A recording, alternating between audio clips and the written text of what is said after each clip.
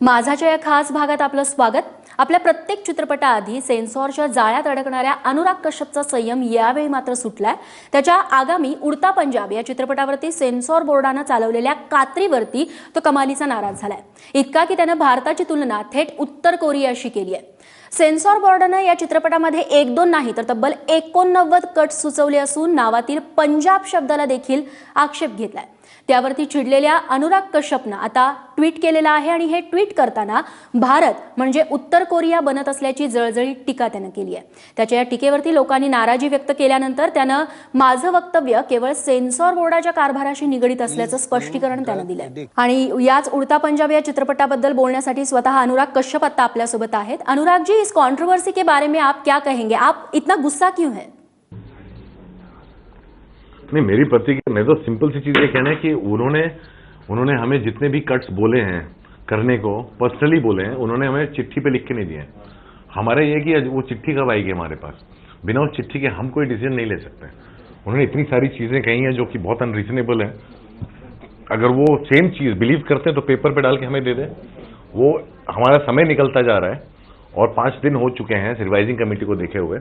हमें अभी examining committee के क्या रिएक्शन थे वही नहीं मालूम 4 हफ्ते में, तो रिवाइजिंग कमेटी के जो हैं वो हमें पेपर पे अभी तक नहीं आए, हमें कान में बोले गए बस। लेकिन अनुराग जी, उड़ता पंजाब इस फिल्म में 89 कट्स लेने को कहा गया है सेंसॉर बोर्ड ने। इन कट्स के बारे में आप क्या बताएंगे? ये कट्स आप लेने वाले हो?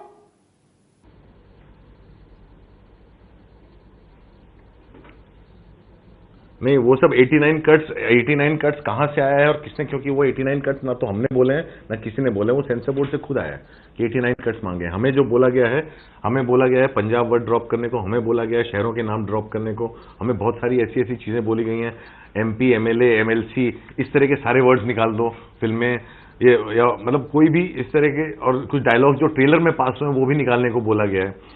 तो ये जो सारे कट्स हैं वो पेपर पे लिख के दे दें तो फिर हम लोग उससे आगे चल के फाइट करें। हम तो अपनी फिल्म को इस तरह से कॉम्प्रोमाइज नहीं कर सकते। जो फिल्म जो इतनी दिल से बनी है और इतनी अभिषेक चौबे ने जो फिल्म बनाई है, उस फिल्म की अगर आप आत्मा ही निकाल दोगे तो मरी हुई लाश को थोड़ी ना हम लोग थिएटर में लगाएंगे। लेकिन अनुराग जी, सेंसॉर बोर्ड के अध्यक्ष है पहलाज निहलानी जी, उन पर आपका इतना गुस्सा क्यों है?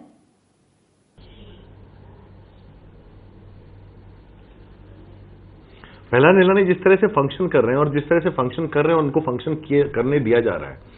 पहलाज निहलानी बहुत ही अनरीजनेबल आदमी है और उन्होंने जब पहली बार ऐसा किया, उन्होंने जब हमें कट्स नहीं दिए और हमें ऑब्जेक्शन बताया नहीं जब फिल्म एग्जामिनिंग कमेटी में थी, और मैंने उस बात की कंप्लेन की मिनिस्ट्री में कि सर वो हमें दे नहीं रहे हैं लेटर, 8 दिन हो गए और जिसकी वजह से हम आगे नहीं जा सकते हैं। वो उस बात पे जॉइंट सेक्रेटरी मिस्टर राठौर ने जब जॉइंट सेक्रेटरी को बोला, जॉइंट सेक्रेटरी ने उनसे बात की, पहलाज निहलानी गुस्सा हो गए। उन्होंने कहा उसने जाके मिनिस्ट्री में कंप्लेन की, मैं दिखाता हूँ। उसके बाद उन्होंने हमारे लिए दिक्कतें और बढ़ा दी। तो अगर मिनिस्ट्री में कंप्लेन करने के बाद एक आदमी हमारे लिए और डिफिकल्ट हो जाता है तो हमें मालूम है हम अभी कहां जाए, किसके पास कंप्लेन करें? हम तो किसी को कंप्लेन कर नहीं सकते। तो दैट मीन्स कि ये आदमी जो है ये हमारी जिंदगी और डिफिकल्ट बनाते जाएंगे। ये चाहते हैं ये हमें कंट्रोल करें। तो हमें दिक्कत इस बात से कि आप जो है सर्टिफिकेशन बोर्ड के चेयरमैन हैं, कि आप जो है सेंसर बोर्ड को अपनी पर्सनल बपौती समझ करके हर फिल्म मेकर और हर फिल्म के साथ जो मनमानी करेंगे, जो आपके मन में आएगा आप उस हिसाब से काम करेंगे। लेकिन अनुराग जी, आपने कहा कि आपने राठौड़ जी से बात की इस पूरे मामले में, लेकिन केंद्रीय मंत्री राज्यवर्धन राठौड़ ने कहा है कि सेंसॉर नियमों के अनुसार चल रही है। आप इसके ऊपर क्या कहेंगे?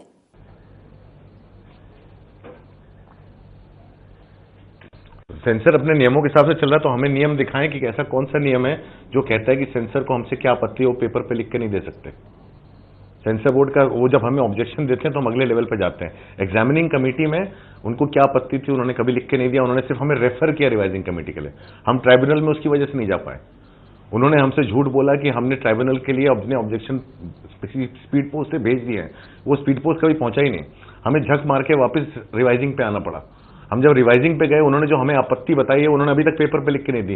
ये कौन सा नियम है जो पहलाज निहलानी को इतनी आजादी देता है कि उन्हें हमारी फिल्म से ऑब्जेक्शन है और वो पेपर पे लिख के नहीं दे सकते? क्योंकि वो चाहते नहीं कि हम उससे आगे जाएं और हम अपनी लड़ाई को कोर्ट तक ले जाएं। वो चाहते हैं लड़ाई किसी तरह प्रेशर में आके यहीं खत्म हो जाए कोर्ट जाने से पहले। तो मेरे को अगर राठौर साहब वो नियम दिखाते हैं जिसके हिसाब से प्रहलाद निलानी को इतनी छूट है कि वो हमारी फिल्म के साथ आपत्ति करें, हमारी फिल्म के साथ ज्यादती करें, हमारी फिल्म के साथ मनमानी करें, लेकिन पेपर पे लिख के नहीं देंगे, अनऑफिशियल होगा, तो ये तो वैसा ही काम हो गया जो आड़े हाथ आप जो है बैकडोर से करते हैं। अनुराग जी, इस मामले में आपको क्या लगता है कि बीजेपी और उनके जो सहयोगी पक्ष है इस मामले में इंटरफेयर कर रहे हैं?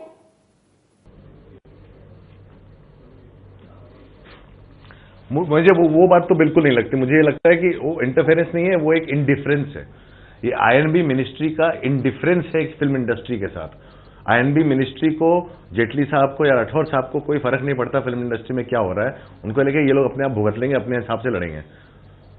ये इंडिफरेंस है, क्योंकि बहुत सारे लोग हमारी फिल्म इंडस्ट्री में, बहुत सारे लोग हैं जो बहुत स्ट्रांग बीजेपी सपोर्टर है, और कुछ उसमें से बीजेपी के कार्यकर्ता भी हैं जो हाई कमान के क्लोज भी हैं, चाहे वो अशोक पंडित हो, विवेक अग्निहोत्री हो, वाणी त्रिपाठी हो। ये सब लोग जो हैं कहीं ना कहीं फिल्म और हमारी फ्रीडम ऑफ स्पीच की तरफदारी करते हैं, हमारी तरफ से बोल रहे हैं। तो अगर ये पार्टी का हाई कमान का कोई लाइन है जिस पे सब चल रहे हैं, तो ऐसा फिर सबके साथ होना चाहिए। फिर ये लोग नहीं हमारी तरफ से लड़ने चाहिए, लेकिन ये लोग हमारी तरफ से लड़ रहे हैं।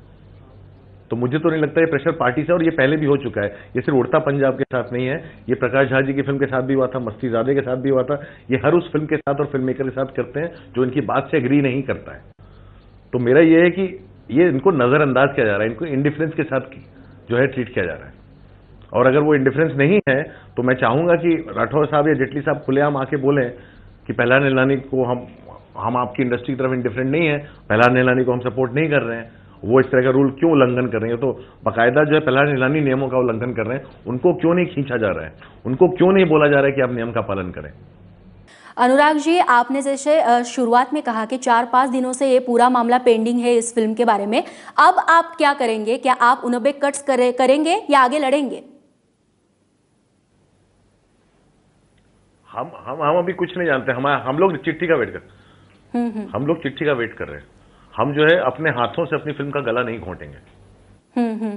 अनुराग जी, और एक सवाल, जीआईएफ टेक्निक का इस्तेमाल करके आप फिल्म पार्ट में रिलीज करने वाले हो, ऐसा सुना है। ट्विटर पे फिल्म रिलीज करने वाले हो, ऐसे भी कहा जा रहा है।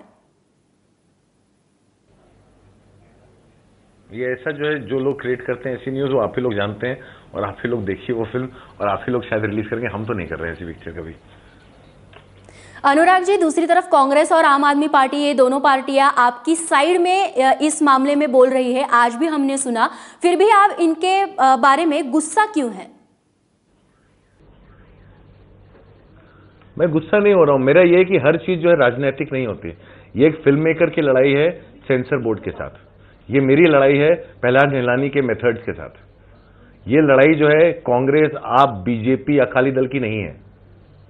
ये लड़ाई है, मेरी कंप्लेन है मेरी गवर्नमेंट के साथ। अगर मैं एक कंट्री में रहता हूं, मेरी कंट्री की गवर्नमेंट जो है, मैं उससे कुछ एक्सपेक्ट करता हूं। ये लड़ाई मेरे गवर्नमेंट के साथ है। ये लड़ाई मेरे आईएनबी मिनिस्टर के साथ है, जिनकी कॉन्स्टिट्यूएंसी में मेरा काम होता है।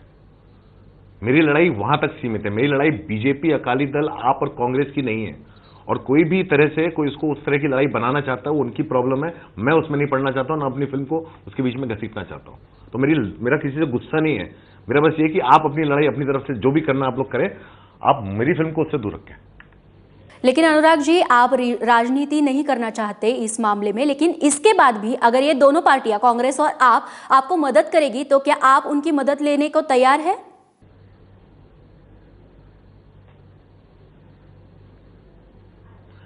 मैं किसी की मदद नहीं लूंगा जिसका एजेंडा कोई इलेक्शन होगा या कुछ भी होगा। मुझे मदद सिर्फ इसलिए नहीं चाहिए क्योंकि हर पार्टी का एक अपना एजेंडा होता है। हर पार्टी का एजेंडा इस समय जो है इलेक्शन होगा। हमारा एजेंडा इलेक्शन नहीं है, हमारा पॉलिटिक्स से लेना देना नहीं है। हमारी फिल्म ड्रग्स और यूथ के बारे में। तो मैं किसी फिल्म को वो हाथी नहीं बनाना चाहता हूं जिसके ऊपर चढ़ के कोई जो है अपना कैंपेन करे।